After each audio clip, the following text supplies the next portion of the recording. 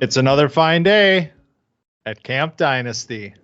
I am Counselor Austin, joined by Counselor Collin, but also joined by a very special guest, a friend of the program, a returning guest to Camp Dynasty, a YouTube celebrity, maybe, question mark, if you sensation. Are in a sensation. If you're into what we do here, and I'm thinking that you might be if you're here listening, you've probably come across the name Keel Pro 88 on YouTube when you're looking for prospect film and cut-ups. That is Caleb Schmitz, the man behind Keel Pro 88, joining us for a 2024 rookie mock draft. How's it going, Caleb? Yeah, really happy to be here. It's been a bit, and I think the fire's lit back under me. You know, me and Austin went to the Combine a couple weekends ago, and I've been diving in more, put up a little bit of film, and just excited to dive into this class. I mean, I've been obviously a long-time listener, and you guys have been doing a great job, and I know a lot of your thoughts on players, so I hope I can put in some input, try and throw a little curveball and things, and sort of see what we got here heading towards the draft. And get out of our little echo chamber that we're in for the season, where we're bouncing off. We're like, God, we're so in sync, and then you can come in and throw a little wrench in our plans. Yeah, after spending 7 months talking to each other and building our lists and our rankings and all of this, it's great to have an outside perspective to keep us in check, and that's what I'm hoping that you do today, Caleb. But like you said, hit the Combine a couple weeks ago. I know that you've got some takes that are a little different than where I'm at and where Colin's at, so it should be an exciting 2024 rookie mock. And unlike last year when we did this is not one round. This is a 2-round mock. We've talked about the talent, the depth of this class, so it doesn't really make sense on March 11th, when we're recording this, to only do 1 round. There are way too many good players. We need to look at how does the second round shake out, and we'll probably even have time at the end to talk about our favorite players that didn't even make the top 2 rounds, because the 3rd round is somehow an alluring place to be this year with picks. So let's kick it off. We're cutting through. Do we want to talk about free agency at all? It's happening, guys. It's a lot happening. Are there any takes that you want to fire off? I'm sick to my stomach about Aaron Jones leaving and being replaced by Josh Jacobs. It just makes me sad to have a mainstay of the franchise, a guy that's kind of grown up. And then he was like the grown up of the team this year and like the heartbeat of the playoff run. To see him leave, that hurts. Outside of that, I mean, like Saquon to the Eagles is pretty interesting. Replacing him with Devin Singletary in New York leaves the spot open in Houston. So there's a lot of running back spots to fill and not a lot of running backs to go around. Yeah, the running back implications, I think, have been the most interesting from this first day of free agency. I mean, right off the bat, you got Swift going to the Bears. It's like, what's going to happen there? It's kind of a weird backfield. Saquon to the Eagles is pretty cool. And it's interesting what these guys are also getting paid. Like some people are suggesting this could be an indication of where the NFL is at with this running back class. If there isn't a lot of trust in the guys that are coming up, hey, we need to go get a guy. And there's plenty of good talent out there. So it's kind of good to see these running backs getting paid. I mean, it's been a whole thing for like a year now, and they're getting paid pretty well. We still got a couple guys out there that need landing spots, but definitely some interesting fantasy implications for the running back position that is currently kind of in flux.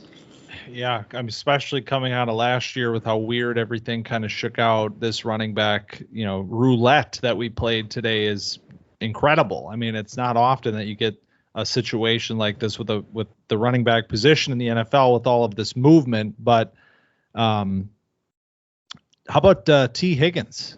Yeah, that kind of happened at the beginning of the day. That was kind of wild. I thought back to perfect matches when we talked about Brian Thomas Jr. potentially 19 to the Bengals as in the T. Higgins role. And now, I don't know, might be a little more real, but he requested a trade. He didn't demand a trade. Requested very nicely. Yeah. So what he's actually requesting is a contract extension, a long-term contract extension.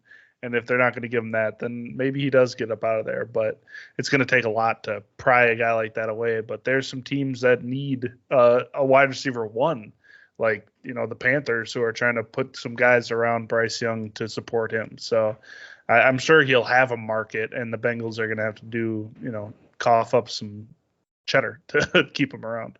Yeah, the wide receivers are like on the opposite end of the spectrum. The running backs, it's like Mike Evans going back, like not a whole lot of movement. You pretty much just got Calvin Ridley out there, and then if T. Higgins gets moved. So the good news is obviously we have a great receiving class coming in, so that maybe you don't have to go out and pay a guy, but it's been pretty quiet from the receiving front. So and then obviously Kirk Cousins going to the Falcons.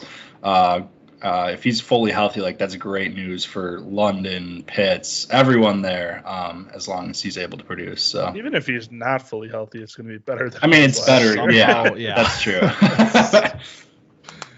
Oh man, that's big. And let's talk about this class. There's a lot of what happened today is informing what we can expect to happen, or at least changes kind of the expectations around what might happen at the NFL draft next month. Toyed around with the idea of maybe assigning some landing spots to these players, but with how much movement there was today, really a futile exercise to try to pull a mock draft. I mean, everything changed. So look out for some post free agency mocks. I'm sure that will be coming through this week. But for our purposes, we're keeping it in a vacuum. It'll be kind of rankings and value based. But it's been a while since we've really taken a high level look at things and how our boards have stacked up, and especially now after the combine. So without further ado, the guest of honor has won the rights to the first overall selection in this draft. So, Caleb, you are on the clock with 101. Yeah, I get a pretty easy one here. You guys sort of easing me into this one. But I'm going with Marvin Harrison Jr. I mean, there isn't much else to be said that hasn't been said about this guy. It is cool to see like how he's developed. I mean, obviously, we all went to that Wisconsin-Ohio State game and sort of getting that vantage point into how he was just dominant and how he was open all the time, and sometimes the quarterback just couldn't get it to him. But for what he does at his size is truly special.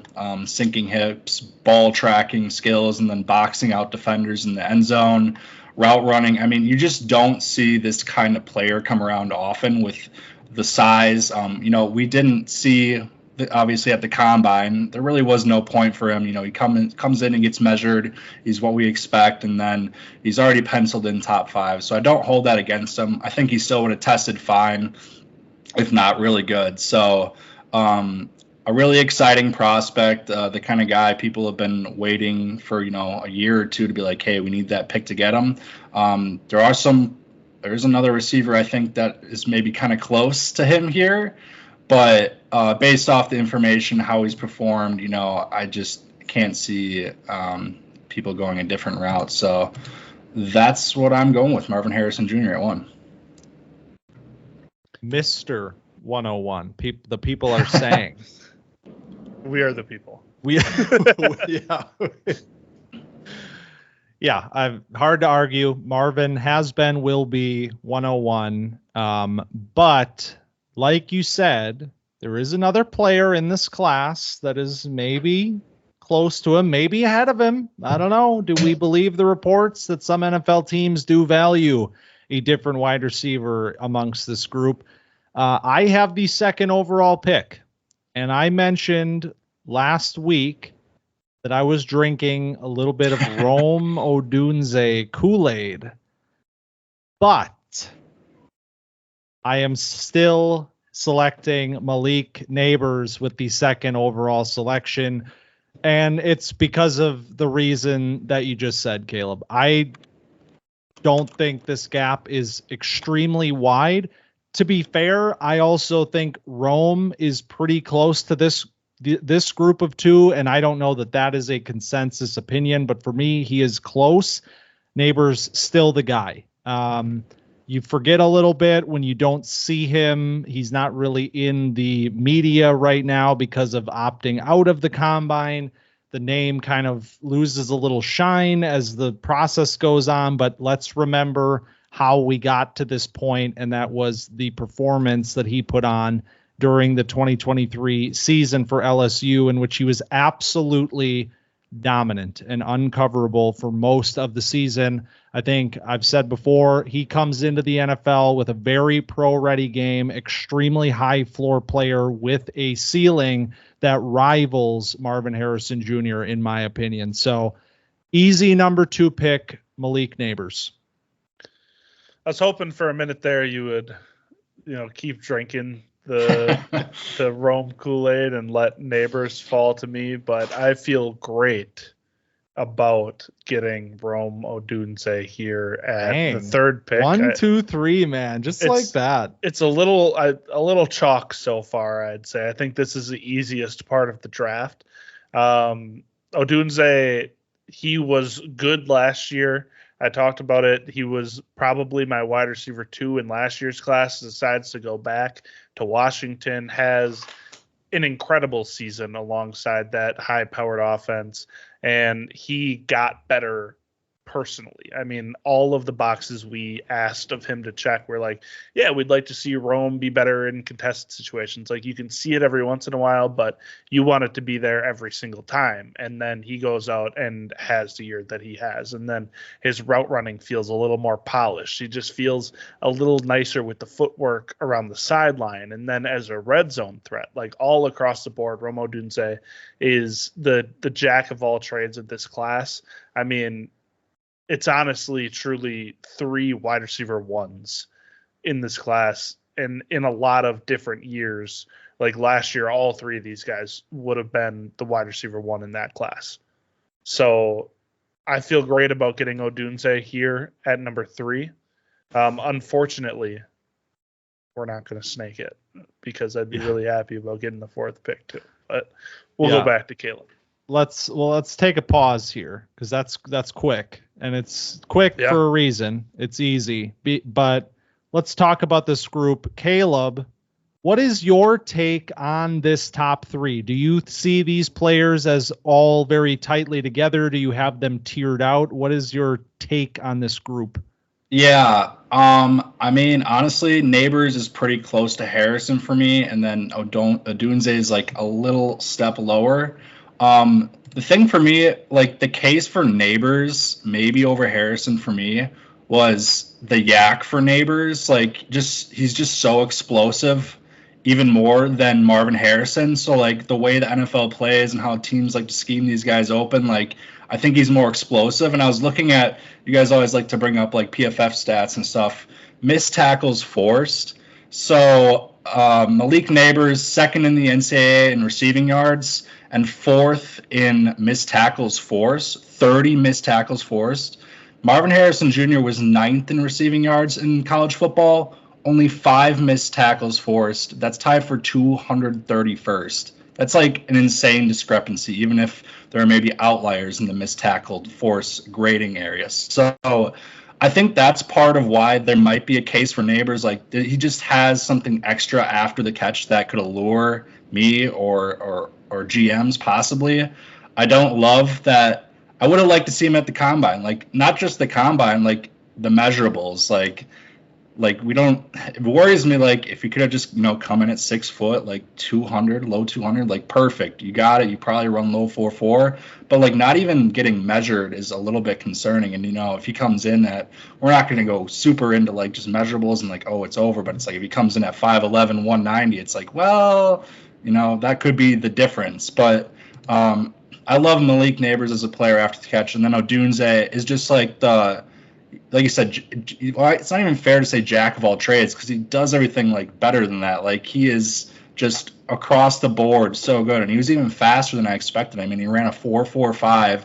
I thought maybe he was in the high 4.4, like low 4.5. Like, to have that, he's got a little bit of yak ability, just route running, everything. So, I mean, any of these three guys, like, they have perfect profiles. The film is amazing. Like, you'll be happy with any three of these guys. And I think it's still Harrison, Nabers, and Odunze, but I couldn't fault anyone for, having it a little way either. So, yeah.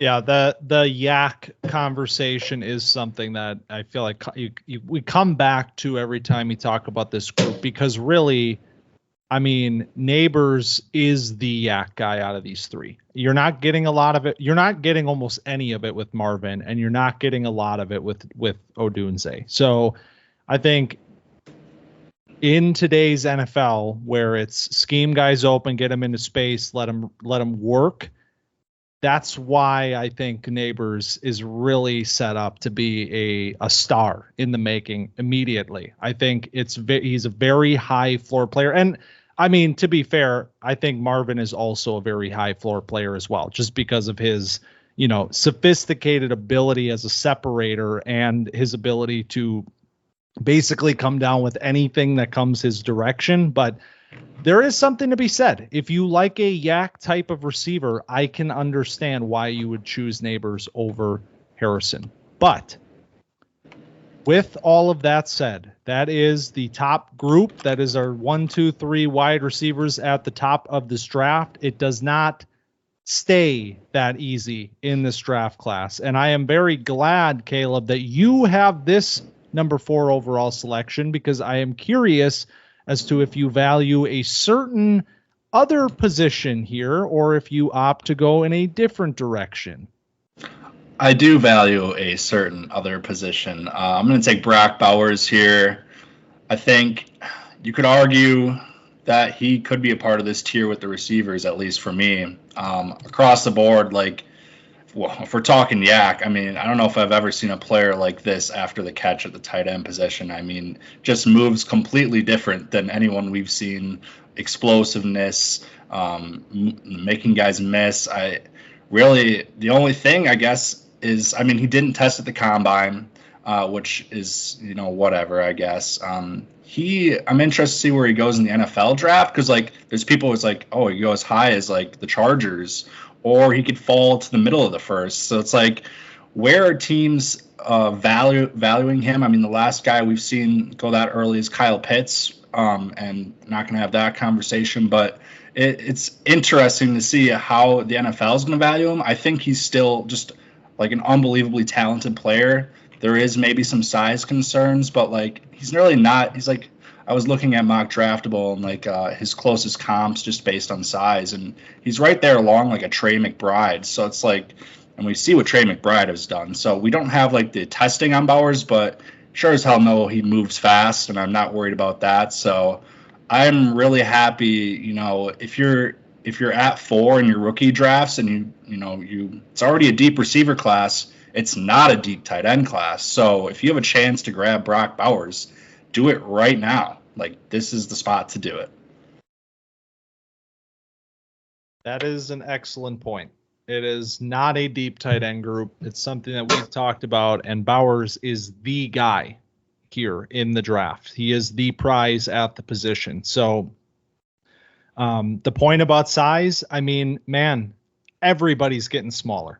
That is something True. that we have seen happening for a while now. And for our purposes last year, I mean, we were still talking about players that were undersized as undersized. And a lot of those players found success as rookies in the NFL last year. So it's starting to become less and less of a concern. I'm almost to the point where I'm shave 10 pounds off of what you thought was the right size and just go from there, because it doesn't even pay to call these players undersized anymore. And Bowers, I mean, we'll see. He'll be one of the ultimate tests of a player that has passed every single box you can look for in a tight end, and especially production and tape wise. How will he translate to the NFL? So very excited to see that.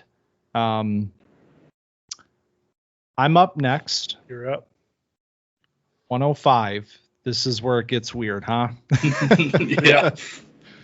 So at this point in time, landing spot independent, I would consider this a teardrop. And maybe this is tier 3 for you. Maybe this is tier 2, but either way, we fall into a new tier here at 5. And that tier, I think, is fairly large. I think there's a case to be made for a lot of players in the middle of this draft and middle of this first round.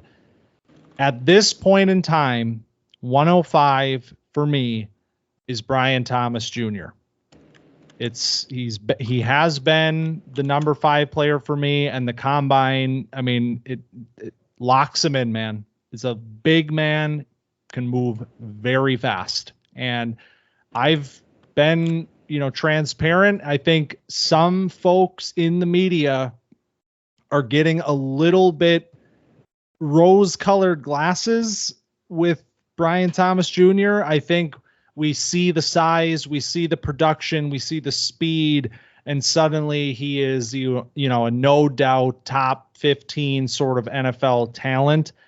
I think the drop between Odunze and Thomas is pretty significant. It is very much a different type of player, a different projection with the player. I think there is a lot of projecting you have to do with Brian Thomas Jr. I think he walks into the NFL next year as a pro-ready deep threat on the outside. That's what he did best at LSU.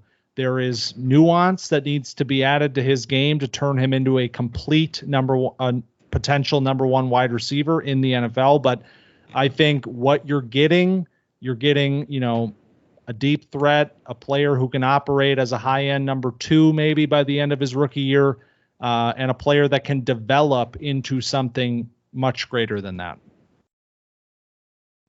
Yeah, I feel like I've kind of been saying that Brian Thomas seems like he'll be in that high-end number 2 wide receiver role in the NFL, that like Devontae Smith, Jalen Waddle, T. Higgins kind of vibe, where everybody will always want him to be the wide receiver 1 on a team, but he might operate best as a wide receiver 2. And it seems like that's kind of where he'll end up in the draft too, that mid to late first round. And the combine kind of solidifies that. We were kind of wondering what the range of outcomes would be with Brian Thomas. And now he goes out, dominates, proves the athleticism that you see on tape. And now we'll see where that ends up in the NFL draft. Now I'm up with 106. And I don't know if I want to go with my heart or my head, because I have 2 guys here that I feel like I can go to. But I'm going to go with Troy Franklin. Oh, okay. So Troy Franklin had a great season over at Oregon. He's been one of my favorite guys through this entire year, this entire draft process. Weighed in 187, which was a little light, but like you said, he was lighter. He came in at 176, which was a big time shock. Listing. Yep. Yeah, that's right.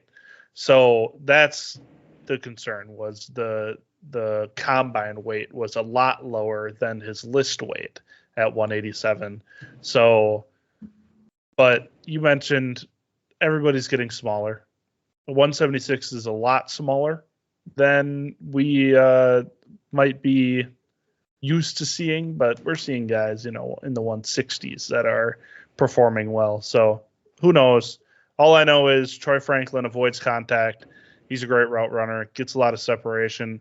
In 2022, he was really good in contested catch situations. 2023, he was not so good. So maybe some inconsistency there, maybe an outlier one year or the other. I guess we'll find out later on. But all I know is I like guys that are going to get open frequently. And Keon Coleman seems to have that skill. And in a tier of wide receiver where a lot of these guys look like they'll probably end up being wide receiver 2s on NFL teams, maybe wide receiver 1 upsides. I feel like Troy Franklin fits right in there. Yeah, this is sort of an interesting tier for me, honestly. I think the guy I'm about to draft and the last 2 guys you took are almost in their own tier for me. I'm taking A.D. Mitchell here. A guy who, stonks at the combine. He had, let's see, do I have it here? He went, 4.33 at his size, which is insane because before the combine, obviously we did the over under stuff, and I think his was set at 4.51. And honestly, that's about what I expected. I was like, he might be high 4.4s. And then there was also that clip that came out like he wasn't running his routes full goal all the time. And so it's like, oh, well, maybe he does have that extra gear. And he's a guy, just watching film, I was really impressed by. His hands, first of all, for me, were just insane. And his intermediate game, Quinn Ewers didn't really do him justice, but him able to find ways to get open, strong hands, physical, and then has that speed on top of it. I think he has all the tools to be a number 1 receiver for me. The red flag with him would probably be the production. He was at Georgia before, didn't do much. And then this year he kind of came on, but still didn't put up crazy numbers. I know he came in at if you look at yards per route run, I think it was a 1.77 something. It was 1.72, which is major red flag, honestly. You usually don't see guys with that low go high or really go on to produce a ton. But I think the film and the testing is so tantalizing that I'm willing to overlook that and sort of put him in this tier receiver with Troy Franklin. You talked about he just glides and moves well, but and then Brian Thomas, who has also that tantalizing skill set. So for me, it's a 3 receiver tier here, and it kind of comes down to what you're looking for with your receivers. Yeah, A.D. Mitchell, there's a lot of players in this class that are going to be analytics versus film stuff. That's been a very big thing that I've seen. And we have been from the beginning pretty this is a film podcast. We are not really going to get too far into the analytics side, but it is pretty interesting with some of these guys to see how many, of those quote unquote red flags are popping up. A.D. Mitchell being one of them because of the 1-year production and the low yards per route run and all of that. That was something we kind of touched on last week after the combine, but man, I'm with you. It's really hard to watch him play and think, this can't become one of the best, wide receivers in the NFL. There is a trajectory for him in which he can put this all together and really just blossom into something that's much greater than the player we saw this year. And the player that we saw this year was a much improved version of the player from his time at Georgia. So I think the lack of hustle on his routes has been a big talking point with him, and that is one of my biggest weaknesses in his game. When you watch his film, it's pretty clean. He's a pretty good route runner, great hands, flashes the high point, catch point ability, very, very fast, and even faster than I would have expected as well. But man, just kind of lets those routes die, especially on the backside of plays where he's just he knows he's not the read, and he is kind of just out of the play at that point. He gave an explanation for that at the combine, which I don't know if it helps or hurts. It's very weird. Does it make you feel better to know that there's a reason he was doing it, or does it make you feel like, man, what, you really taking plays off? What are you doing? I feel like if he has a quarterback that's not Quinn Ewers, he'll try on all his routes. Yeah. That's how I feel. He was like, shit, Quinn ain't good in that. All right, I'll call this one off. I think that'll get out of his system once he gets to the NFL. Yeah. Sink or swim, buddy. Run your routes or have fun, ride in the Denzel Mims wave. But jeez. Yeah, I went there. All right. Well, okay. So that's 3 wide receivers. Again, we started the draft 3 wide receivers and we went Bowers, then 3 more wide receivers. This is no surprise to anybody. I'm sure there are other wide receivers that folks would want to lump in with this group, but I actually split my wide receiver tier in the middle of the first this year. I have players Brian Thomas Jr. and A.D. Mitchell. And then I have this player who I am now going to select at 108, and that is Caleb Williams. This is one quarterback, of course. This will be Superflex 101, and we will talk about Superflex rankings next week. There's your teaser. But in one quarterback, I am not shying away from what I feel is one of the best quarterback prospects that I have ever evaluated.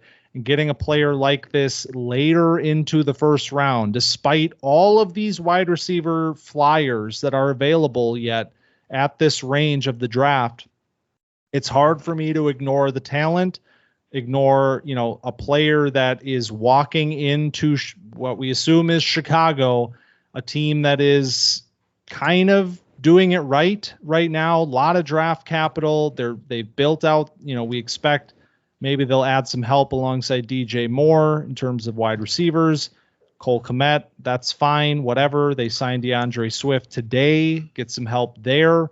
They're building out the infrastructure of this offense, and it all starts with the guy behind center, and that's Caleb Williams. And so 108, I think one of the best potential values of this draft if he develops in the way that I and many others expect him to. I think Caleb Williams is going to be, like you said, a value in one quarterback leagues, wherever you can get him. I think he'll be a value in redraft leagues. People seem to rookies just kind of tend to get suppressed in that kind of format. So if you can get them anywhere around here, that's solid. Cause they're doing things right. And if they go, Caleb Williams 1, get a wide receiver to help them at 9 or not, maybe they can wait on it a little while. If Nabers, Marvin, and Odunze all go before that pick, then maybe they wait until the second round and take another one of these guys that we'll talk about later. I mean, there's a wealth of receivers, but, pairing up DJ Moore with another receiver and then Cole Kmet's not bad with Swift, who can catch balls out of the backfield too. That will definitely help Caleb Williams out quite a bit. So this is exactly where I have him on my board here. I had him at 8. I have him at 9. So we're all right in this range. We're way too in sync still. This is not okay. Yeah, try to bring in somebody else to throw off. I mean, great minds think alike. What else are we supposed to do? Well, let's change that up a little bit because I'm going to go Keon Coleman here. And I know the conversation. I know people don't like Keon Coleman very much, but I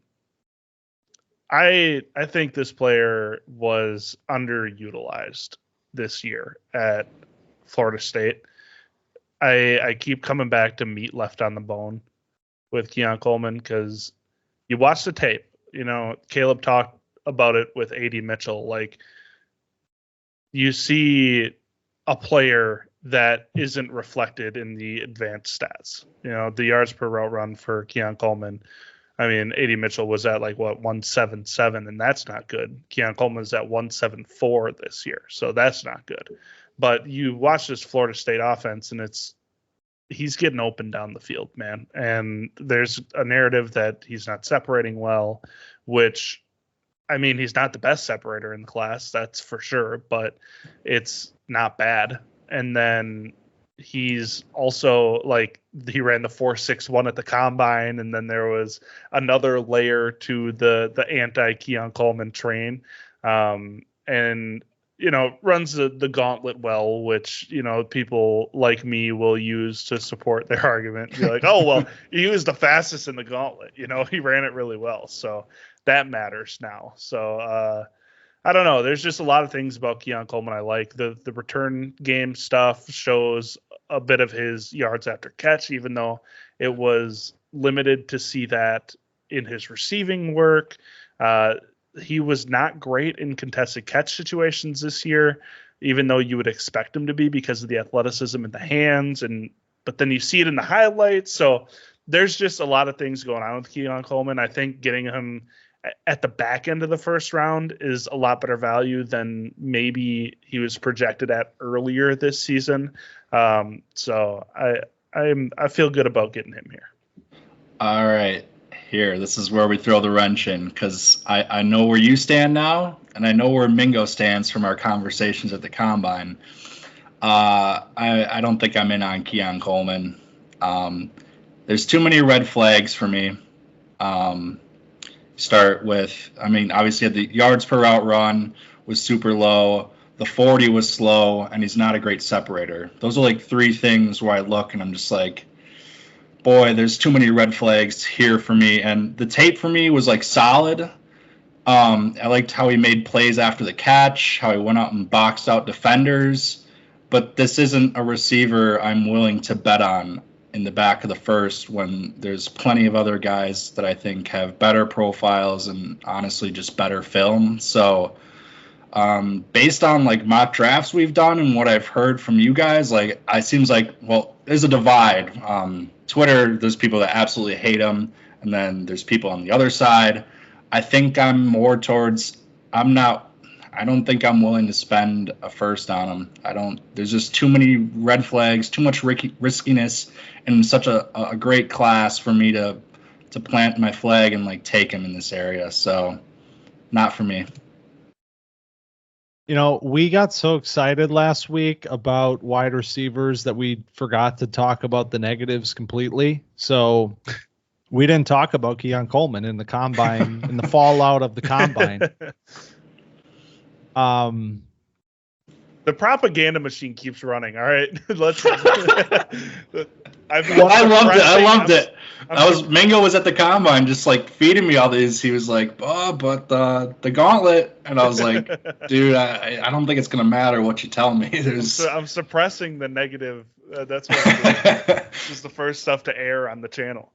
I got two big tanks of copium beneath me, and I'm just throwing on the mask every few seconds. But man, I gotta tell you, I think I'm going down with this ship. I can't get off. I cannot get off the ship. I understand that we're taking in some water at this point, and it's not exactly looking great, but that's exactly why I'm going to stay on board, because when we figure this thing out, I will be able to say I never jumped off the side. And I got to tell you, I really feel like there are a lot of people right now that are just so afraid of the player. Like, I feel like people watched his film and were like, yeah, there's things to clean up, and, he's not the greatest separator, but I think he's pretty solid. And then it was like this propaganda machine on the other side starts churning, and we start talking about all the advanced, the analytical profile, and now the 40 comes into the equation here. And there's so many people, because I've seen it recently,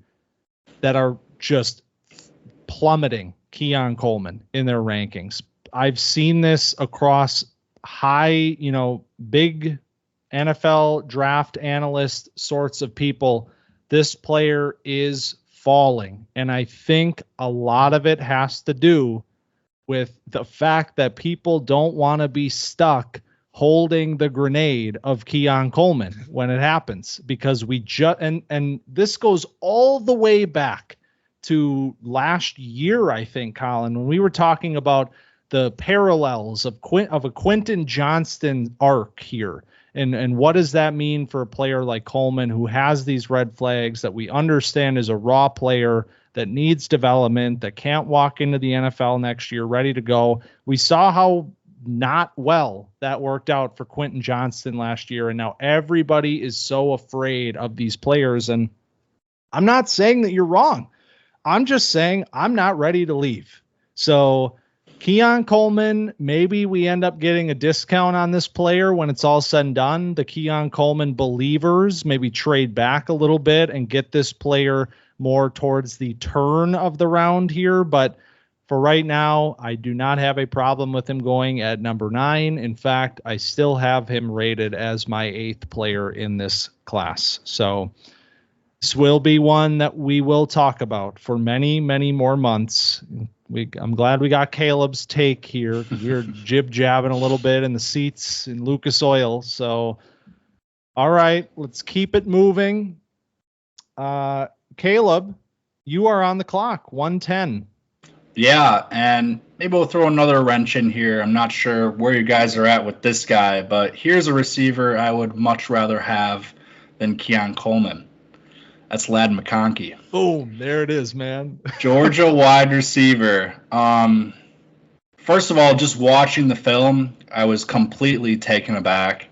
Like, you can say what you want, but you see, like, this white guy at Georgia who hasn't put up a ton of numbers, and you put it into a box of what you're going to expect. As much as you try not to, you will. And then I turn on the All-22, and this guy is cooking. I mean, right away, the quick release, the route running, sinking his hips, snapping off routes, strong hands, and even he has juice after the catch to make plays. Like, he literally does everything that you want from a receiver. He gets separation. He does all of it. Really, the only thing I could do with him was, like, maybe the size concerns, but it's like, again, what are we even talking about here? I saw the comp to Garrett Wilson based on the measurables. I mean, he ran a 4.39 40. I mean, even that was just shocking. Like, I knew he was going to be fast, but, like, to go sub 4.4 and do all this stuff, like, as a technician, like, I feel like this is a player that, like I talked about red flags with Keon Coleman, I mean, really all I have with him is the production. He's never really been a big-time producer.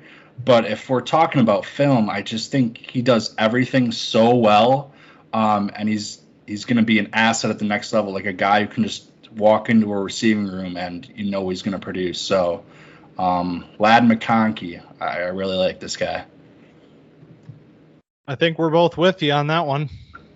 McConkey is, I like how you phrased it. Like, I feel like there's not much not to like about the player. Like, he's a smaller wide receiver. Okay, cool. Like, pretty much all of the other areas that you're looking for in a wide receiver, Ladd can do it, at least at a good level, and in some cases a great level. And I have Ladd right now. I have sort of a group of players that are all sort of tied in terms of a film grade around the 10 to 13, 14 range of this class. Ladd is firmly in that group. And I really think landing spots, when that comes into play here, if Ladd gets a good spot where we can project him to have a role and have a role quickly, I think he's a first-round Dynasty pick. I think this is a great look at what is happening with Ladd, and a deserved rise for this player who had an excellent showing this last year, even if it wasn't showing up necessarily on the stat sheet. Another player that was hurt last year. Remember that? Yeah. Got him in the show, and Collin was like, well, slot wide receiver? Is he comped to Cooper Kupp? I did not. I'm just kidding. That. He comped himself to Cooper Kupp at the Senior Bowl, though. Hell so yeah, he's a faster Cooper Kupp. Yeah, you're telling that's me. right. Interesting. 101. I don't know. You get him at the bottom of the first. Yeah. All right, I'm up, and I don't want to because I'm firmly in the midst of a tier here, and now I have to make a decision. Oh. Yep, I'm going to do it. Trey Benson, 111, first running back, comes off the board. We have had 8 wide receivers and 2 non-wide receivers go. This is the first running back of the draft. And honestly, I am very curious to find out how landing spots affect these players, because I feel like with the running back roulette that we saw today, if we're playing musical chairs here, there are still some teams that are searching for a chair. Apparently the analogy here is that running backs are chairs. I don't know if that works, but regardless, I can think of a few teams that if they spend late round 2, early round 3 capital on Trey Benson, I might have to start thinking about him even earlier than this. I really, really like this player. Yes, this running back class is not the best we've ever seen. The top end, as we can tell here, first one coming off the board at 11, not even remotely in the same realm as the guys we had last year. And that's not just including Bijan. I mean, talk about guys like Jahmyr Gibbs, way, way, way ahead of where we are with the top of this class. But that does not mean that players like Trey Benson are not extremely talented and cannot contribute for NFL teams next year. So I'm looking at you, Arizona Cardinals. I'm looking at you, Houston Texans. These are dominoes that have not fallen yet. I think after his combine, I have a lot of confidence in Trey Benson to walk into a favorable situation and be a contributor pretty quickly. Yeah, I think the question at this point is how long do you wait for the first running back to come off the board? I think that's going to be a big thing because running back is one of the most valuable and most valued positions in Dynasty. And this class, though it may be seen as a weaker class, guys are likely going to end up with roles, and there's going to be one or two of these guys that end up popping. It's just how it goes. And for you, like Trey Benson is the guy that you're championing. And if he's the one that pops and you get him at 111, it's great value. So like if you're getting, in a class where wide receivers and quarterbacks are going to be the cream of the crop, and you can get your RB1 at the end of the first round, I feel like that's such an outlier. And, maybe it hits and maybe it doesn't. But if you take a running back 1, maybe it hits and maybe it doesn't. Like, you obviously have better odds with guys like Bijan and Jahmyr Gibbs. But, like, getting a guy like that at 11 will make you feel great. So let me ask you this, Caleb. Let me ask you this. I don't know what you consider the best running back landing spot, and we don't know the answer to that yet either because there's still big pieces. Derrick Henry has not fallen yet, players like that. Let's just say Houston is wide open come draft time, and Trey Benson gets good day 2 capital to Houston. How high can a running back go in this class, in your opinion? What is the ceiling for a running back pick? In that case, I don't think I could put him above. I'm not sure I could put him above the Brian Thomas, AD Mitchell tier, but I think he comes into the equation at like 7 or 8. Like either you're gonna, if you want to, I mean, the running back class, I think there's like him and pretty much Brooks at the top of it. And he tested like 6 foot 215, runs a 4.39. So I'm in on Benson there. And if he goes to the Texans, I mean, yeah, I think he might hop up into that right behind that Brian Thomas, AD Mitchell tier where I'd feel okay taking him in a shallow running back class. I think it's worth taking a chance. I agree. I was looking at 108 and I thought that kind of feels right. And that's a lot different than what we've been talking about just purely based on the film and how the rest of the class shakes out. But landing spots, we're going to throw a wrench in things. Collin, you are closing out the first round of this mock draft, and there are many talented players yet to be selected. So who is 112? I'm going to just take a good player here because I feel like sometimes you think too hard and you pass up on players that you just feel good about. And I'm going to take Malachi Corley. Wow. Yeah. I have been moved by this entire offseason. The tape is fantastic. So like there's that, but also we talked about Corley in terms of like around the Senior Bowl, and we're like, well, let's see what he can do when he's not only being thrown screen passes, because that's essentially like 60% of his production. That's a number I just made up at Western Kentucky. Like it feels like it's all run after the catch, and he is special after the catch. And that's the most important point I want to make. It's just a impressive player. And then you go out to the Senior Bowl and you show that you can dominate guys in these one-on-ones on top of being a very physical wide receiver, like a guy that can run clean routes and then also is incredible with the ball in his hands. Like, I don't need a whole lot more outside of that. And then the advanced stats are not bad. Like you look at a 2.78 yards per route run, like that's pretty solid. And then like the routes that he's running are, pretty weak routes. So you put him in a real offense where he can, do some big boy stuff. I think he'll be fine at it. And then he's also a great size for a receiver that does what he does. So I'm taking Corley. I'm just going with the good player, and I'm feeling great about it. It's interesting because we've done a couple mock drafts in our league, and if I'm looking at it correctly, the first mock we did, late second, post-combine mock, he went early third. So I was really, because I'm in on Corley as well, but I was very confused, like what had changed or like why there isn't enough hype going around this guy.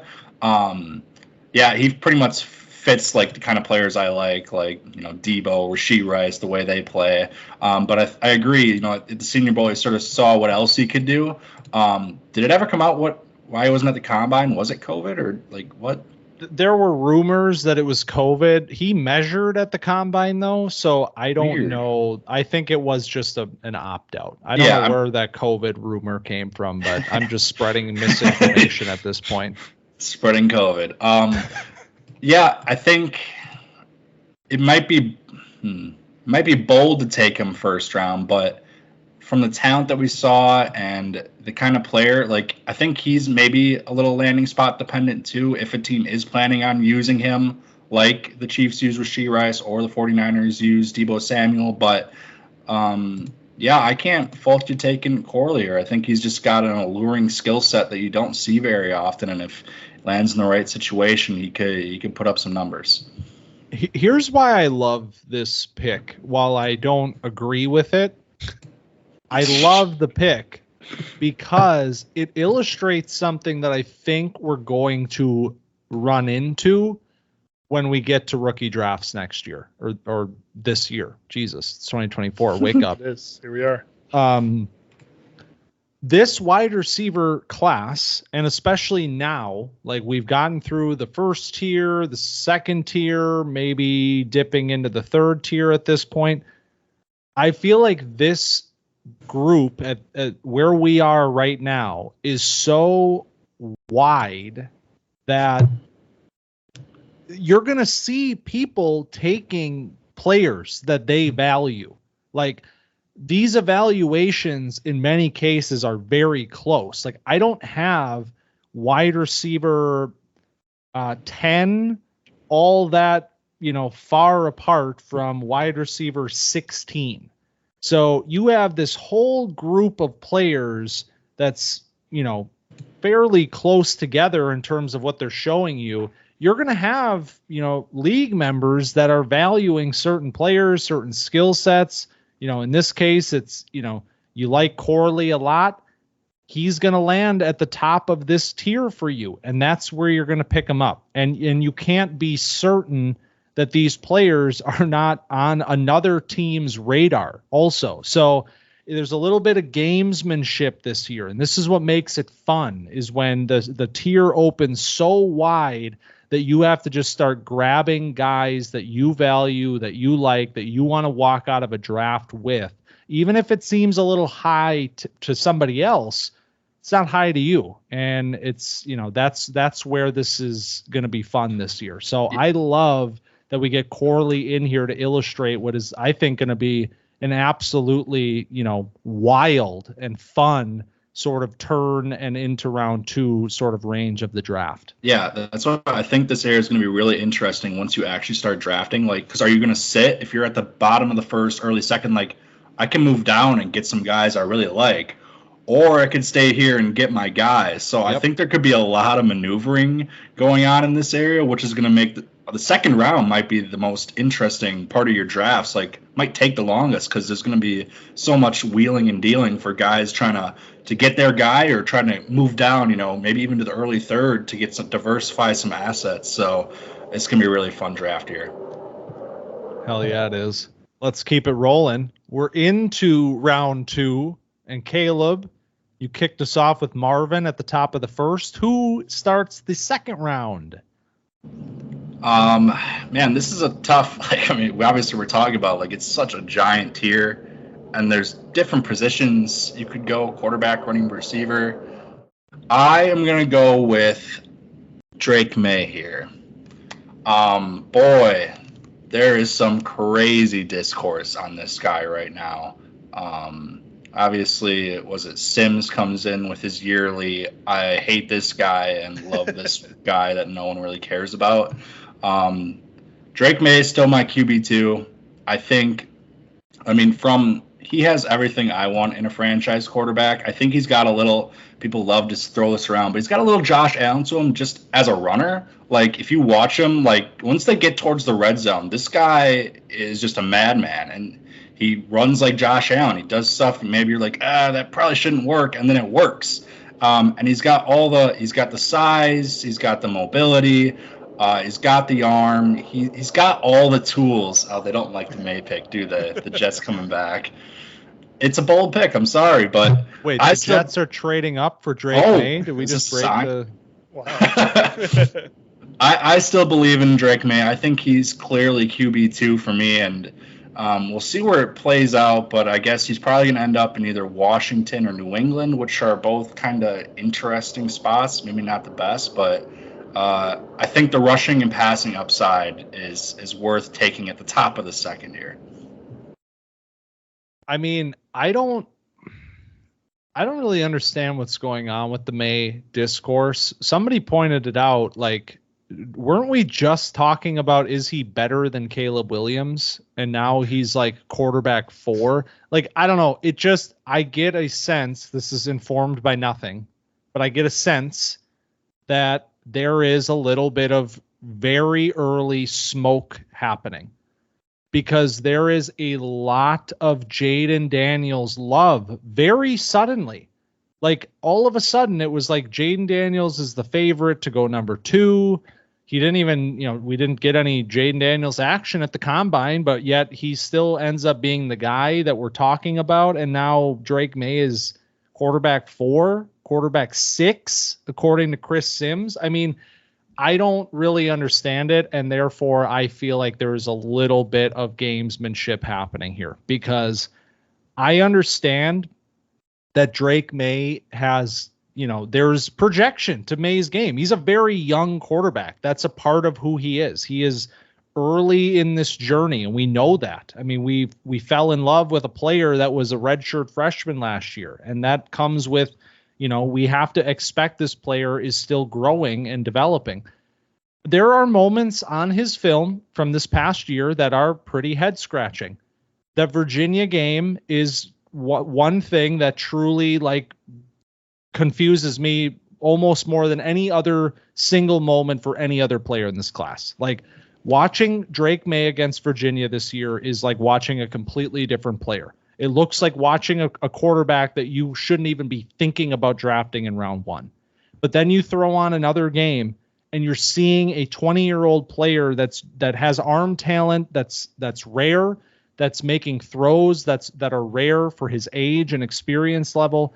I think we all just have to remember who this player is, and that it's not that he's a finished product, and that's okay. So We have a lot of 23, 24-year-old quarterbacks in this class, and they're a lot closer to finish than a player like Drake Maye is. And he's already shown you a lot to like in these 2 years. So I'm still betting on him. I still believe he's going to be the second pick in the draft. And just like we talked about with Caleb at 108 here, I think just as easily as that, Maye represents one of the better values now because we're getting him 5 spots after Caleb. And so, I think that right there shows what kind of value Maye can be in this draft as well. Yeah, we got Chris Sims obviously ranking him as his quarterback 6. We got Mel Kiper saying that JJ McCarthy might overtake him. We have like Dan Orlovsky saying that he needs to sit for at least 2 years before he'll be ready. And so this media narrative is real. It's absolutely real. All the big names in the area are saying like Drake Maye, man, we don't know. And there is some disconnect there because the throws that he makes, I mean, the good ones are incredible. And the bad ones, like, are they that common where we're looking at this player in a completely different light than we were a couple months ago? Like, I don't know what's changed. So it does feel like there's a little bit of smoke there. And, maybe people are trying to get the Commanders, like, psych them out of taking him number 2. And so then they can trade up with like the Cardinals and get him or whatever, wherever he ends up. And, the reports are coming out that the Patriots, if Jayden Daniels isn't there at 3, that they'll trade down. Like, it's just a lot of interesting information that's coming out before the draft. And I mean, for Drake Maye, like, I just feel like he should be the number 2 quarterback in the NFL. Like, I think it should be that simple. Here we are. Am I up? I'm up. Okay. We're still in the midst of a tier here that I am like, I got some names. I like. Oh, I have one more thing about Drake Maye. Please. He averaged 16 points and 11 rebounds as a junior in high school. That's a nice stat line. He's not a big guy, Well, he's big for high school, I guess. He's probably, But hey, he's 38% no Keon from Coleman, though. No, not at all. But true dual sport collegiate level athlete. So maybe he should have stuck to basketball. Okay. 202. I'm gonna take Jonathon Brooks because I guess I'm the running back guy in this draft. I have Brooks. They fall to you, right? Yeah, I mean, and that's what it is. Like, how much of it is value? I think here, look at a player like Trey Benson going in the first round, 111. I think these players are pretty close. I mentioned last week, Benson left no question for me. He is my RB1 in this class heading up to the NFL draft, but I have Jonathon Brooks very close behind that. I think this is the clear tier 1 of this running back class for me personally. I know there are differing opinions on this, within this group alone, but for me, this is the tier 1. So Brooks here getting a tier 1 running back in this class at the beginning of the second round. Great value. We don't know, in terms of his health. He has come out and said he expects to be cleared by training camp. Now, cleared and full health is a different thing. We've seen that with torn ACLs recently and how it takes, different players, different amounts of time to work fully back from that. But regardless, it's a young running back. It's a player that, honestly, I would love for him to go to a situation where he can kind of be a 1B or even a 2 for his first year. That's why when we did perfect matches, I thought the Packers made a lot of sense. That running back room has since been shuffled, but my opinion hasn't changed. He can be the guy behind now Josh Jacobs, or maybe, the Cardinals keep James Conner around, bring in Brooks. A situation like that, I think, is ideal, and that might even push him to this range of the draft and when we get to the real deal. But even then, I think it's a slam dunk. Early second, Jonathon Brooks.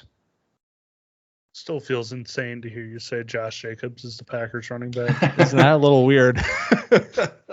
I think for Brooks, yeah, it's interesting. Again, he's sort of in that tier. Like I could see him going the pick after Benson or the pick before Benson. I mean, on film, he has everything, all the traits, active feet, good speed, burst, capable receiver. I think the ACL injury is definitely the thing you're just kind of waiting to see. Like, I doubt, I mean, maybe he gets cleared but for training camp, but they're going to ease him into it. And, does this turn into more of a red shirt year for him, which makes it a little scary to take him at the back end of the first when running backs, lifespan is already you don't know what you're going to get. He's a younger player though, right? I believe he was early 20 player when he's drafted. So that's great. You at least have that, but coming in and into the NFL off an ACL tear isn't ideal at a position where you get punished a lot. So I'm probably discounting him a little bit compared to Benson because of that. I think just based on film, they're pretty close, if not better for Brooks. But I think this is a fine spot to take him at the top of the second. Really, I think good value anywhere in here. Yeah, I agree. I think, I mean, I have him at 14. That's exactly my ranking for him. So this is the sweet spot. Top of the second round, you're getting a guy, like Caleb said, maybe has a red shirt year, his first season in the NFL. And I think that's fine. I think in a class like this, where I talked about before with Benson, it's like, take your guy, take your pick at the number one running back position. And, if you're getting a guy like Brooks, who's very talented as the number 2 running back off the board, I feel like you can feel good about that. But you do have to, you're probably not going to be playing him very much. You're not going to be plugging him into your fantasy lineup very often. And obviously, this is all very dependent on landing spot and keep an eye on training camp reports and all that, even though those are mostly smoke anyway. But, with guys that are injured, you want to see how much are they actually participating? What are they doing? Are they, doing all the drills, whatever. So Jonathon Brooks, I like this pick. I'm vamping because I don't know what to do at 203 mostly. So your running back one is still on the board. That is correct? Yes, I have one player that I have ranked higher though. Okay. And I feel wrong taking him because it's Jayden Daniels. I'm gonna take Jayden Daniels here at 203 because he's got the rushing upside. That's the thing that you're looking for most out of the quarterback position, out of the top quarterbacks. You're looking for a guy that can do it through the air and on the ground. So you basically get those two players in one. And Jayden Daniels, I mean, is the guy for that. And I have my questions about Daniels, yes, but it sounds like we are fully wheels up for Jayden Daniels in the NFL draft, and he's going to be going top 5 conservatively. So, yeah. What do you got for me, Caleb? Yeah, I think from what I've heard from you before talking about Daniels, I think we're kind of in the same boat where it's I don't love Daniels, but I mean, I was pleasantly surprised. I knew there was going to be, obviously, the rushing production from him, but I was pleasantly surprised as a passer. He can make some tight window throws, throw with some anticipation. I think, obviously he had those receivers there that helped out a lot, but I was impressed with him enough as a passer where it's I can't quite put him in the Maye Caleb tier for me, but if he's getting taken basically in that tier in the NFL draft and he has that rushing upside, I think you have to take him at the top half of the second because even if maybe he doesn't pan out to be a great passer, you still have elite rushing upside. So I think this is kind of the perfect spot for Daniels to go. Yeah, I agree. I think what's funny is this conglomerate of former NFL quarterbacks that have come out and said, Jayden Daniels is my quarterback one. And then you have a bunch of nerds with podcasts. Hey, I'm looking at myself, but also people smarter and better at this than me who have other podcasts that are saying Jayden Daniels is quarterback 4 or quarterback 3 at least. And so it's going to be a really interesting case study in terms of these, the folks that have lived it, that understand it at a deeper level than anybody else, and those who are watching film and all kind of coming to the same conclusion that this player is a notch below the top 2 players in this class. So we'll find out. That's just a little game I'm playing with this quarterback class in my head, but I like the pick here at 203. Caleb, 204, you are back on the clock. Yep, and I think it's time we take a guy here I liked on film, had an amazing combine at the receiver position, and that's Xavier Legette. Man, I really was enamored with him the first time I watched him on film, just from a physical skill set. And I was worried he was just kind of going to be kind of that, get him the ball and do things sort of player. But I was really pleasantly surprised at how he was as a route runner and like his start-stop ability, making plays, contested catch. I mean, he came in, what was it, 6'1", 221. We saw him in person. I mean, God, that is a large presence. And running 4.39, I mean, pretty much did what we expected. And, there are red flags with him as well. Like, the late production is crazy. Like, his first 3 seasons, he combined for like 300 yards receiving, and then he went nuclear for 1,255 and 7 touchdowns this year. So I don't love that. And I don't know.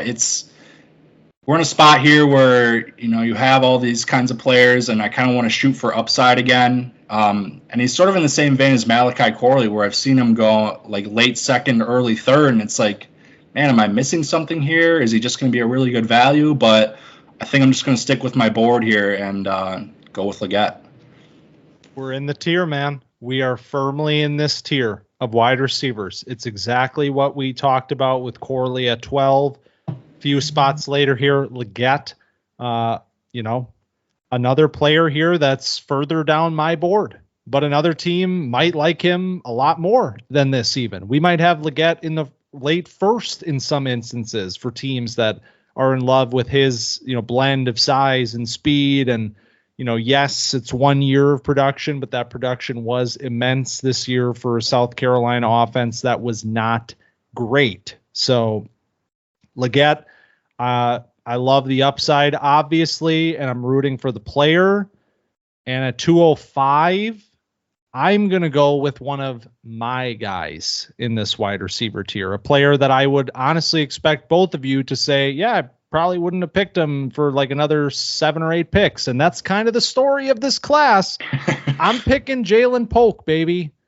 Jalen Polk is a player that has maybe been a little lost in the shuffle, but it's hard to say that when there are this many talented wide receivers. And it really is just coming down to who do you like, who do you value. For me, I think Polk's tape still, after watching many of these players, stands up as one of the better, years of film from any of these players in the class. I think he was a very valuable number 2 option in this offense. We expected that to be Jalen McMillan coming into the year. McMillan dealing with injuries. Oh, who's this Polk guy that's going crazy every week? You quickly found out that all 3 of these receivers are very, very talented players, and Polk rose to the challenge of that number 2 spot behind Odunze, and that's honestly exactly what I expect him to be in the NFL. I think he is a rock solid number 2. I think he is that over the middle presence that's going to, run underneath routes, that's going to, run through contact. He's got excellent hands, finishes catches through contact. You see flashes of catch point ability with him as well. You do see an ability to stretch the field sometimes. From obviously this Washington offense, very demanding, asking these receivers to stretch the field, run deep down the field. We saw Polk test very well for the type of player that he is at the combine. So that was a check mark for me as well. And I just expect this player to be a great contributor for whoever picks him. I don't know where that's going to be. I think he's a 2nd round pick. Maybe he'll get lost in the shuffle, but man, I was so impressed by everything I saw from Jalen Polk, and nothing has changed. Yeah, this, like you said, this is the tier of who are your favorite receivers, and how high do you want to take them? Do you want to sit and pick? Do you have a read of your league, and can you move around a little bit? Caleb kind of mentioned that, but Polk, his measurables came in really good too. Like, he's a nice number 2 receiver in this Washington offense that was absolutely dominant. He started off this year nuclear through 9 weeks. He had 100 yards in every game but 2 through 9 weeks. Fell off a little bit in the second half of the year, but I mean, everything that he shows that he can be a very capable wide receiver. Xavier Legette too. I mean, he's a guy that has all the athletic traits in the world. Takes a little while to break out, but he had a few speed bumps along the road in terms of personal life that may have affected him. And, he's got the Treylon Burks kind of vibe to him, which he was like a top 5 pick a couple of years ago. You look at Xavier Legette, picking him in the middle of the second round feels a little more palatable. A guy with the traits like that, some jump ball ability. And I think I'm up here. You sure are. At 206, dead center of the second round. And I'm going to take my RB1 in the middle of the second round. I'm going to take Braelon Allen. It's a good spot to get your RB1. Middle of the second. That feels good. Yeah, and this is a testament to how this running back class is. It's not great. Everybody has a different opinion, and everybody values something differently, and it feels like Braelon Allen has fallen off of the face of the earth in terms of, Dynasty rookie rankings, NFL draft conversations. There's a lot of Jonathon Brooks, Jaylen Wright's been a riser, Trey Benson, Bucky Irving, like all these names are kind of around, and Braelon Allen feels like the odd man out. And I understand based on last year, like it was not his best work. And that's kind of the takeaway that we can all have. He had a little bit of a fumbling problem. He was banged up. He had his worst year in terms of just straight production.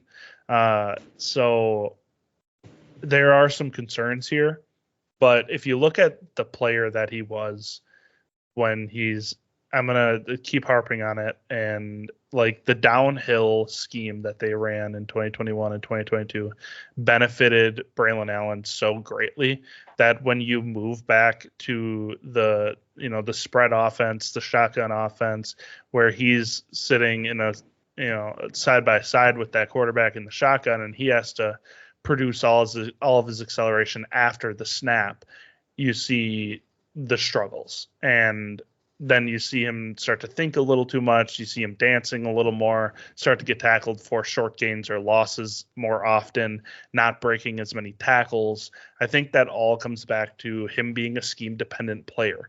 And I think that that's fine because a lot of the NFL is running out of under center sets, out of single back sets.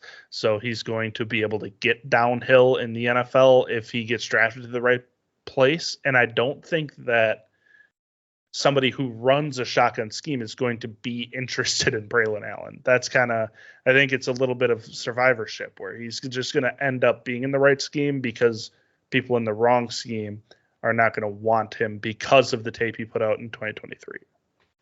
Yeah, he's interesting. I mean, I was just thinking a couple years ago, it's like, man, I kind of want to join Devy because I could have Braelon Allen and Travion Henderson, like these insane freshman phenoms. And now 2 years later, Braelon Allen's getting mocked in the second and Travion Henderson's going back to school. So it's tough to predict that stuff, but I still like Braelon. I don't know if I quite have him in the Benson and Brooks tier, but I agree. I think there's a lot of stuff going against him this year, like the scheme, and the injuries. Like you just sort of add those together. I just don't know if it was going to be conducive to a good year.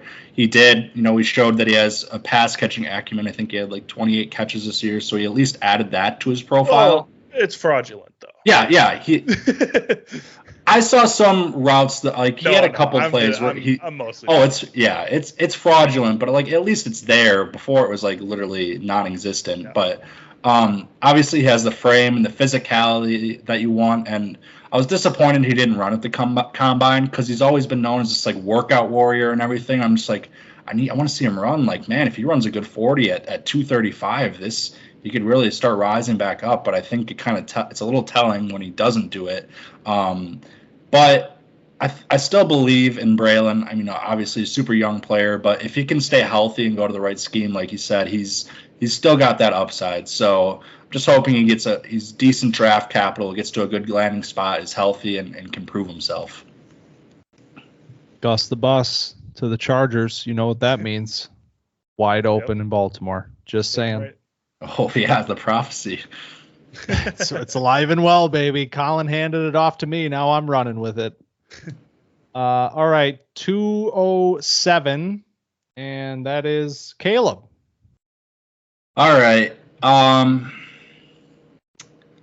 gonna have to take this guy, maybe the guy that some thought I was alluding to with my last pick. I'm gonna take the other Xavier. I'm gonna take Xavier Worthy. I mean, at this point in the draft, I almost feel like I have to take him. We're at 207. He's probably going first round in the NFL at the back half at least. I don't love Xavier Worthy. He's not my type of receiver. This is just a ringing endorsement so far. You're just like, I gotta take him, I guess. I mean, that's where we are, man. No, I know. I almost did it with my last pick. It's tough because, I mean, yeah, the speed is incredible. Like, it was awesome to see and everything. But, like, I knew he was fast. I wanted him to do the other stuff at the combine, so like I can sort of get more of a profile of it. And I feel like running the 4.21, like it's amazing, but it was almost a cop-out. It's like, yeah, I don't have to do this other stuff. I would have really liked to see more of his game because I know he's fucking fast. But when it comes to him as a player, I wonder how he handles physicality. I mean, he came in super thin. I mean, that's how he's running that fast. But you know, he's kind of a weird build. He's super thin. You know, he's just that prototypical for me, just sort of boom bust guy. Like, doesn't have great hands. How is he going to handle physicality? If he goes to a good situation, like everyone's mocking, like the Chiefs and stuff, like sure, it's going to be amazing. Like it could be fun, but I still just see there's too much boom bust potential for me. Like if it's the boom, it's like I don't think it's on a consistent basis. I don't think this is a consistent producer for fantasy. So those are the kind of players I avoid. But if this is a round one receiver with that kind of speed, you kind of have to take a shot in the mid-second now. Like, I don't know. I'm still not a big believer, but at, what are we at, 207? Like, there's a guy that's getting mocked in the back half of first rounds and rookie drafts too after that combine. It's like, I think there's a lot more impressive combines than what Worthy did. So, sorry, yeah, that was a really ringing endorsement. You wanna talk about double counting, Mingo? Yeah, I mean, and that's the thing here. Like, I feel like, yeah, I know, ringing endorsement, but you're amongst company here that understands exactly where you're coming from, and I think there are so many people that are very, very in on Worthy. Like I said this last week, I've seen a lot of people on the For You page because Twitter forces me to see this, but I've seen a lot of people that are like, this is wide receiver 4. This is wide receiver 5 in the class. Like, and I said last week, I understand why, but I also feel like there is an element of double counting here that's happening with Xavier Worthy because exactly what you said, Caleb. We knew he was fast. It doesn't matter if he's 4.21 fast or 4.25 fast. That's fast. So it doesn't change anything just because he has the record. So I don't like to be, down on a guy who's, it was a cool story and, energized everybody last week. This is the range that I'm looking for him in Dynasty. I have him right about in this range. I have him a couple spots ahead of this. This is where I feel comfortable taking him based on how I project his game to project to the NFL and the role that I expect him to have. I have a lot of the same worries that you do, Caleb, in terms of, can he handle a little bit of added physicality? Are the hands clean? Yes, they got better this year, but there is still a track record of this player not finishing catches. I don't know. This is just too good of a class for me to prioritize a player like that. So yeah, I'd say if somebody wants to take him at the, in the first round, like, let him. Yeah, exactly. If you want him, if he's going to go fall get to him, here, but like, this is good value. Yep, exactly. Yeah. This is the value spot. There are many drafts where he will go a long time ago. I guarantee that. But this is where I'm taking him, and this is where it sounds like we're all taking him, because you just took him, Caleb, and now I'm on the clock. 208. Let's pull up the board, and sure enough, it looks like this is a great time to draft an IDP. Oh, they're people. They're people too, man. You better believe Jared Verse is a person, because that's who I'm picking.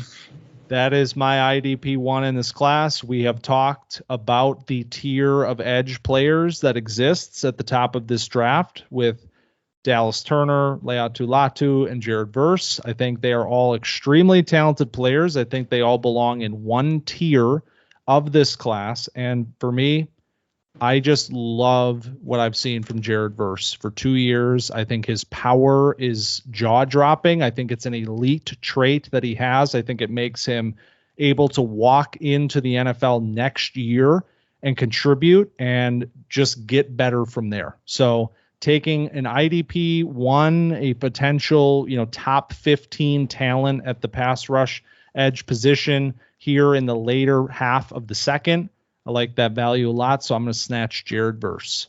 I think this is like the perfect spot for some of these edge rushers. I don't know if they will in our mock, but taking edge rushers, because you get into this sort of tier, at least for me, for offensive players, where I don't see as much upside as the guys we've taken before. Like Braelon Allen, I still see a ton of upside. Like Xavier Worthy, it's possible. But then you get into these edge rushers where, you're not just going to pick one of these guys up off waivers. And if you have a chance at a high upside pass rusher, you got to take it. So I think the upside for guys like a Verse here or any of the other like early like top 15 guys that'll probably go, I think this is the perfect area to sort of pivot and invest in that position. Yeah, I agree. I think a lot of the time you're looking at high second round for your edge one. And that's usually when you have an elite edge in the class. And there's not necessarily one of those guys in here. Like we've all mentioned, there's kind of a group of three at the top with Verse, Dallas Turner, and Latu, depending. It's kind of like pick your flavor, depending on what you like in an edge prospect. And I think, mid-second, late second is a nice spot to scoop one of these guys up. And I'm considering doing that at 209. And yeah, I'll take my edge one here at 209. I'll go with Laiatu Latu. Similar conversation. I think he's the most polished edge rusher in the class. There were questions around, his medical stuff. He medically retired at one point, and now he's back, and he looks better than ever. He was dominant at UCLA last year. There's just a lot of things that I love about what Latu brings to the table in terms of, variety of a moveset. He feels like he has a very deep bag. He's never really done with a pass rush.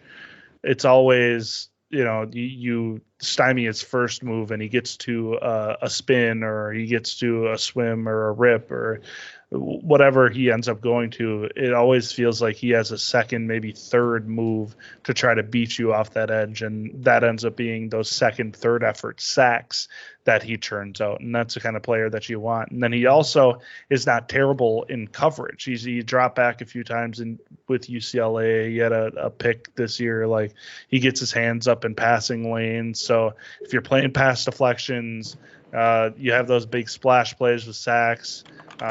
It just feels like a guy that could be an elite IDP asset. Maybe year one, but a couple years down the road for sure. All right, Caleb, you're up at 210, and this starts the stretch that will finish the draft. Each of us has one pick remaining, so make it count. Start with you, 210. Yeah, I mean, I could continue to follow the edge rusher trend. I wouldn't mind taking Dallas Turner here. There's a receiver I maybe like. I haven't taken a running back in this draft, I don't think. So I feel like we got a need on our team. And I'm almost maybe going against my board taking this guy too, but we're here to have fun, and this guy is intriguing. So I'm going with Jaylen Wright out of Tennessee. He was sort of a guy I watched late in the process, and I know you guys have talked about a bit. Again, we don't want to double count. You know, he's fast, and he was fast, but came in a little bigger than I expected. He was 5'11", 210, so he's got good size. And running 4.38 at that spot size is impressive. I think he's the most explosive runner in this draft, for sure. And I think the way the league has sort of been trending with these running backs that have that speed and that sort of, you know, I've got issues with his game too. It's like you can't really make a ton of guys miss, which you're kind of missing. Like, you know, A-Chain last year was like he has a speed, but he also can do that. He doesn't have that. I think he looked a little lost in pass pro too, and didn't have a ton of receiving production either that I saw. So those are some red flags. But from a pure just burst, speed, and if you can, you know, get him into a system where you can open up some holes for him, he's got that game-breaking potential. And he's got the size where, you know, he could take on a workload if he was given the opportunity. So I have some issues with his game, but, man, there's just something about him where it's like you could see him exploding onto the scene in the middle of a season, just break off one big run and then just keep the momentum going. So there's a few running backs you could go here. I really could. There's plenty of ways you could go, but I just think for running backs, I think he's got the highest upside out of the guys that are left here for me. Very scheme-dependent player for me, but there is a world where he becomes very enticing. I'm thinking Shanahan offense. I'm thinking get him out wide. I'm thinking maybe soft comp Raheem Mostert. I thought about it too, honestly. So that's the kind of player here where it's more straight line than anything. But what you just said is so true. Explosiveness is a premium in this running back draft class. So get the guys that give you that explosiveness, that home run ability. Jaylen Wright, certainly one of them. So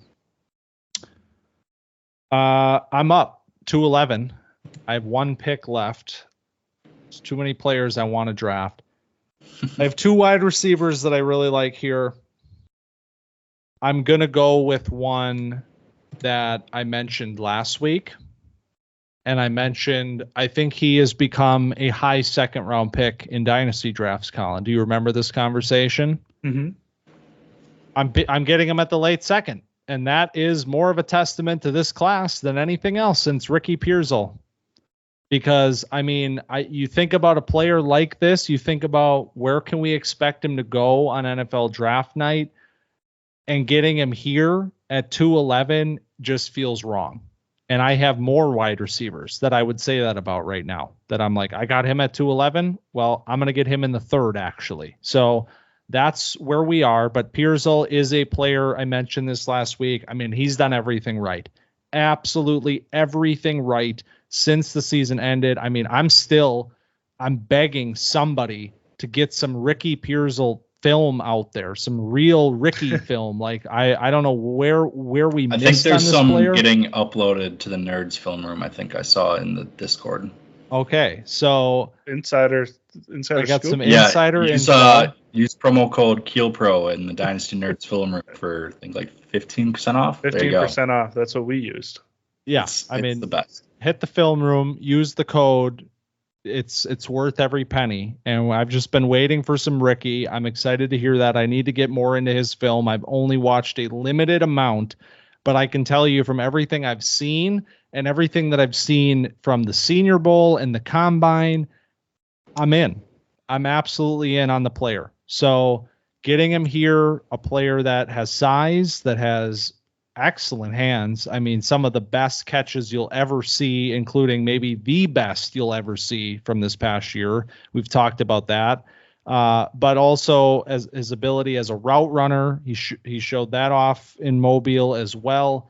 Athleticism, checked all the boxes at the combine. I mean, he's leaving nothing to be desired. It's just another wide receiver that has so much to like about his game. Landing spot will tell the tale, but for now, we're getting him here at 211. Pearsall is another one of these guys. I kind of mentioned it with Corley. Like, sometimes you just got to take the good player. You know, you got to abandon what your takes were earlier, and you got to, for almost like Men in Black, memory wipe yourself and just go with the guy that has the most tools in his tool belt. And Pearsall, good route runner, athletic as hell, mitts, like there's not a lot wrong with him. Like, he's not the best after the catch, but it's 211. Like, you're getting this guy who is a fairly well-rounded player this late in the draft. And like you said, I wouldn't blame you for taking him a lot earlier than this. So yeah, admittedly, I haven't watched much. Like you said, there isn't much film on him. So I just looked. We've got all 22 versus LSU and Tennessee now in the film room. So I think from the things I've heard, I'm guessing after I watch the film, I'd probably take him over Jaylen Wright, and then we'll see Xavier Worthy that early. But yeah, definitely he's been a riser since the Senior Bowl. So I'm excited to see, just another guy to throw into the second round. It's crazy, man. And let's find out how the second round ends. Collin, you get to bookend us. Yeah, I don't know if I should actually go with my board, or I should just take someone fun. Just kind of put a little bit of a. There's always one wild card in every Dynasty rookie draft, so. Right. I went kind of fun with Wright, so. Yeah, it's true. Okay, so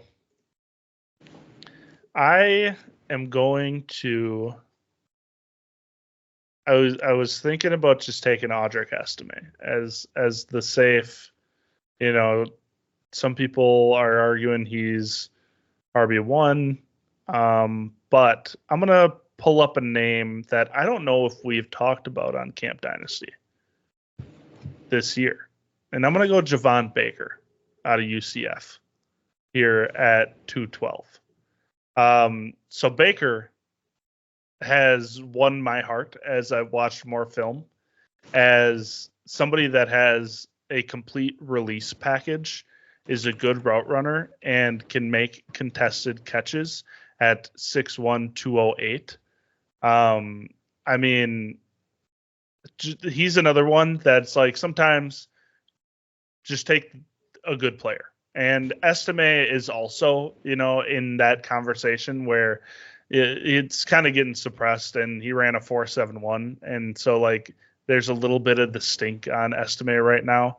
But both of them are they're just good at football. And sometimes the small school stuff, it's a player that maybe didn't play the best competition, this, that, and the other thing, but he's just really good, a good complete player. Yeah, I haven't really watched him, so that's another one to add to my list. Oh, Mingo's muted. Oh boy. He was so apart. disgusted. How could you? There's not much out there with Baker. I'm I'm trying to watch Javon Baker. I can't find it. But I mean, by all accounts, he's got a lot of fans. I'll tell you that. I feel like this is true for every single wide receiver in this class. There's a hive for everyone. Every single one of them. It's I'm the Javon Baker guy. And then there's the next guy's I'm the Jermaine Burton guy. That's where I would have landed. That's where I am at this point in the draft.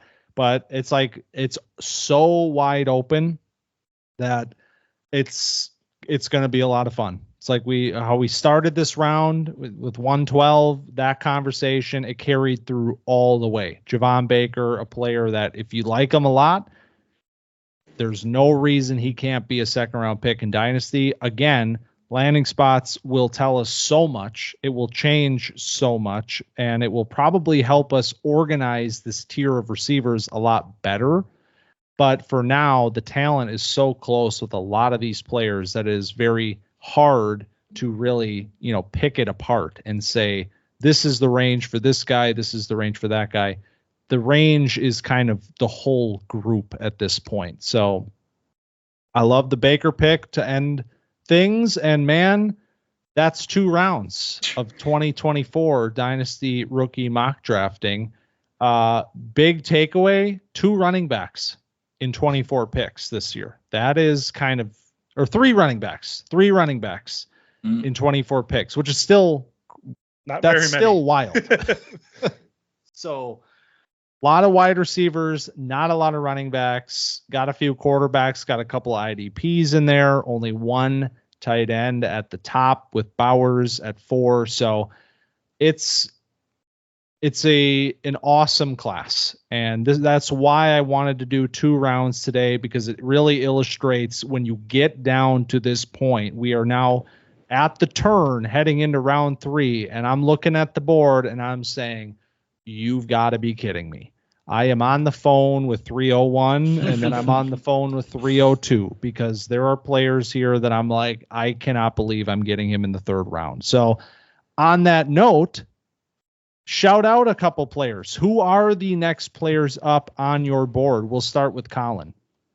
Well, I mentioned him. It's Audric Estime. Would be the next one. He's higher on my board. I just wanted to talk a little bit about Javon Baker, who is in my top 24. I have him ranked right now 21 as my wide receiver 12, but Estime is my RB3 currently, and he's ranked in my top 24 as well. So that would be my next guy out.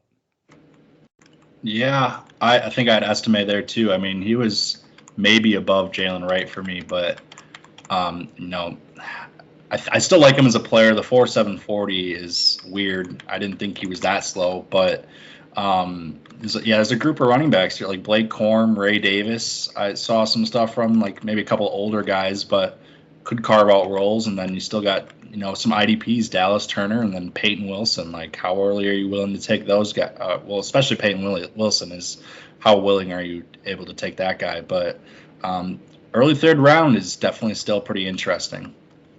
Yeah, definitely. All those players. I mean, Estime is coming up here for me. My current highest player available is Jermaine Burton. This is a player that I haven't gotten to talk a lot about here, but I loved what I saw from Burton this season. Thought this was a player that had a good year statistically, that could have been a great year if Jalen Milroe was a little bit better of a quarterback. So I like what I saw from Burton a lot. And then, Peyton Wilson. I think we got our 2 D linemen here. I think Dallas Turner could slot in there as well, but let's not forget about the linebacker crew this year with some really talented names there. And I currently have Peyton Wilson as my linebacker 1. So he's coming up here as well. And I'm looking at Johnny Wilson. There's Roman Wilson. Roman Wilson. I mean, let's Malik just name Washington. names. Just dudes naming names. Jalen McMillan, Luke McCaffrey, Malik Washington, my guy. Ben Sinnott, the best value of the draft. Jatavion Sanders also. Yeah. Okay. No. We're done now. Receiving upside. I killed it. It's over. So who's your guy that ran the fast 40? The slot guy that was at Arizona. Jacob Cowing. Jake Cowing. That's he's right. In there too. Yep, I know. There's a lot of slot players in this range that I like. So Cowing, Washington, Bucky Irving. I mean, geez. Bucky. That's right. That's what I'm saying. Bucky Irving with the 4 RAS. Yeah. If you come away from this mock draft with one takeaway, it is that you need to go find teams that have 3rds and 4ths and acquire them. That is my advice. And I'm talking to myself. I'm going to go trade for all of the 3rds after this. Me. Yeah. The problem is we can't all trade for 4ths and 3rds. Somebody has to give them away. That's true. I got to roster all these players too. I can't do that. I don't know.